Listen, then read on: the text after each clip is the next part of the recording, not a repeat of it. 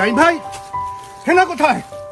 টাঙ্গাইলের সাহেব বাড়িতে জমেছে নাইম শাবনাজের আয়োজন। অতিথিদের মাঝে প্রাণবন্ত আড্ডা চলছে, হেসে গিয়ে সবাই ব্যস্ত। ঠিক তখনই বাপ্পারা চারপাশে তাকিয়ে অস্থির স্বরে নাইমকে জিজ্ঞেস করলেন, নাইম ভাই, হেনা কোথায়? চারপাশে নীরবতা। নাইম গভীর নাটকীয় ভঙ্গিতে এক মুহূর্ত থেমে হালকা হাসিতে বললেন, বাপ্পা, তুই অনেক দেরি করে ফেলেছিস। হেনার তো আমার সঙ্গে অনেক আগেই বিয়ে হয়ে গেছে। এই কথা শোনার সঙ্গে সঙ্গে বাপ্পারা চোখ বড় করে চিৎকার করে উঠলেন, না, আমি বিশ্বাস করি না, আমি বিশ্বাস করি না। ঠিক তখনই পেছন থেকে দল বেঁধে অতিথিরা গিয়ে উঠলেন প্রেমের সমাধি ছেড়ে। আমি বিশ্বাস করি না।